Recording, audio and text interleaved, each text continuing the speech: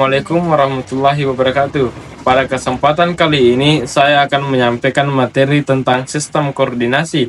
Mungkin teman-teman pernah bertanya-tanya bagaimana tubuh kita bisa bereaksi cepat saat kaget, atau kenapa kita bisa merasa lapar, senang, bahkan stres. Nah, semua itu dikendalikan oleh sistem koordinasi yang melibatkan otak, saraf, dan hormon. Sistem inilah yang memastikan semua bagian tubuh bekerja sama dengan baik. Yuk, kita bahas lebih dalam tentang bagaimana sistem ini bekerja dan mengapa perannya sangat penting bagi tubuh kita. Di setiap aktivitas, pasti ada bagian tubuh kamu yang bergerak bersamaan. Misalnya, ketika kamu menyapu halaman, bagian tubuh yang otomatis bergerak adalah tangan dan kaki, juga indera penglihatan. Kemudian ibumu memanggil, otomatis telinga kamu juga mendengarnya kan? Nah, seluruh gerakan responsif itu digerakkan oleh sistem yang disebut dengan sistem koordinasi pada manusia. Apa itu sistem koordinasi? Sistem koordinasi adalah sistem yang memerintahkan organ-organ tubuh untuk bekerja sama dalam mendukung fungsi tubuh agar dapat bekerja dengan baik. Nah, hal inilah yang membuat kamu peka terhadap rangsangan. Seandainya di dalam tubuh kamu tidak terdapat sistem koordinasi, maka seluruh tubuh tidak akan merasakan apapun.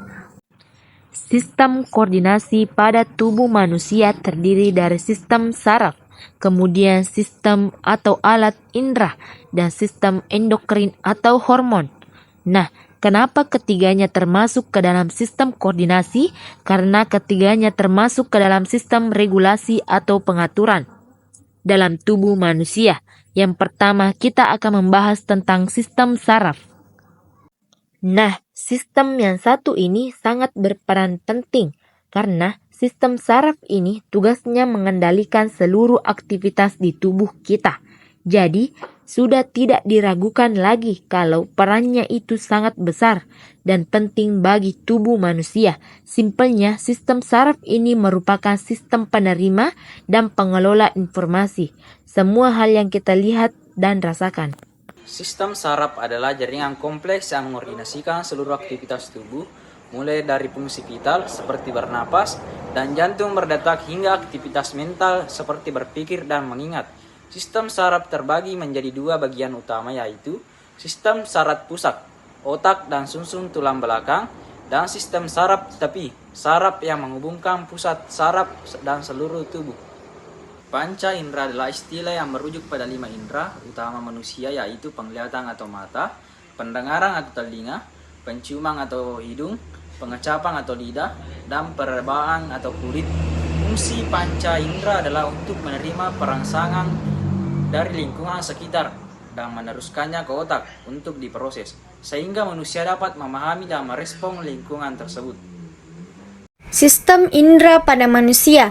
Tahu kan bahwa sistem ini terdiri dari indera penglihatan, pendengaran, penciuman, perasa, dan pengecap. Nah, masing-masing dari indera tersebut memiliki fungsi yang berbeda-beda. Jadi, sistem indera ini kenapa dia termasuk ke dalam sistem koordinasi? Karena di dalam alat indera tersebut ada ujung saraf yang peka terhadap rangsangan yang namanya reseptor. Nah, kemudian reseptor tersebut meneruskan informasi ke otak atau ke sumsum tulang belakang. Alat indera itu adalah bagian yang berfungsi untuk menerima setiap rangsangan. Hormon adalah zat kimia yang mengordinasikan berbagai fungsi dalam tubuh dengan membawa pesan melalui darah ke organ, kulit, otot, dan jaringan lainnya. Sistem hormon pada manusia. Nah, sistem hormon atau endokrin adalah kumpulan kelenjar dan organ yang memproduksi hormon, yaitu senyawa organik pembawa pesan kimiawi di dalam aliran darah menuju sel atau jaringan tubuh kita. Nah, jadi sistem hormon ini dia tidak seperti sistem saraf. Ini cara kerjanya lebih cepat dan dapat dilihat perubahannya. Nah, sedangkan cara kerja hormon ini memerlukan waktu yang panjang. Ini dikarenakan hormon yang dihasilkan akan langsung diedarkan oleh darah melalui pembuluh darah. Sistem koordinasi nyata atau dalam konteks kehidupan sehari-hari adalah bagaimana tubuh kita bekerja sama secara efektif untuk melakukan berbagai aktivitas. Sistem ini melibatkan koordinasi antara sistem saraf, sistem endokrin, dan berbagai organ lainnya, sehingga memungkinkan kita untuk merespons rangsangan, melakukan gerakan, dan mempertahankan keseimbangan tubuh. Contoh koordinasi nyata. Yang pertama, sistem saraf. Perannya mengontrol seluruh fungsi tubuh termasuk gerakan otot, respons terhadap rangsangan, dan aktivitas mental. Contohnya, saat kita menyentuh sesuatu yang panas, sistem saraf akan mengirimkan sinyal ke otak yang kemudian akan memerintahkan tangan untuk menjauhkan diri dari objek tersebut. Bagiannya yaitu terdiri dari otak, sumsum tulang belakang, dan saraf-saraf yang menyebar ke seluruh tubuh. Yang kedua, sistem hormon atau endokrin. Perannya itu mengatur berbagai fungsi tubuh melalui produksi dan pelepasan hormon ke dalam aliran darah. Contohnya, saat kita sedang mengalami stres, sistem hormon akan melepaskan hormon kortisol yang membantu tubuh mengatasi stres. Bagiannya terdiri dari berbagai kelenjar endokrin seperti kelenjar tiroid, kelenjar adrenal, dan kelenjar hipofisis. Yang ketiga, sistem indera. Perannya itu menerima informasi dari lingkungan luar dan meneruskannya ke sistem saraf untuk diolah. Contohnya, saat kita melihat, indera penglihatan akan mengirimkan informasi tentang warna, bentuk, dan gerakan ke otak. Bagiannya yaitu terdiri dari mata, telinga, hidung, lidah, dan kulit. Gangguan sistem koordinasi adalah kondisi di mana terjadi gangguan pada kemampuan tubuh untuk menggerakkan anggota tubuh dengan tepat dan terkoordinasi.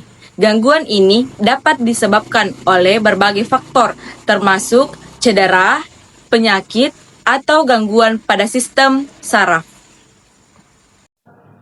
Gangguan pada sistem regulasi. Yang pertama yaitu gangguan pada sistem saraf. Gangguan pada sistem saraf dapat terjadi karena beberapa faktor seperti kecelakaan, infeksi kuman, kekurangan nutrisi, faktor genetik, dan sebagainya. Beberapa penyakit pada sistem saraf. Yang pertama yaitu sakit kepala. Sakit kepala merupakan gangguan saraf yang umum dialami oleh banyak orang. Gangguan pada saraf ini menyebabkan penderita mengalami sakit pada bagian kepala berupa pusing atau kening. Yang kedua, ada migrain atau sakit kepala sebelah, merupakan kondisi medis yang ditandai dengan munculnya rasa sakit di salah satu bagian kepala kiri dan kanan. Yang ketiga, ada amnesia. Amnesia merupakan kondisi medis yang ditandai dengan ketidakmampuan penderita untuk mengenali kejadian atau mengingat apa yang terjadi dalam suatu periode tertentu di masa lampau akibat goncangan batin atau karena cedera otak. Jadi itulah penjelasan dari sistem koordinasi.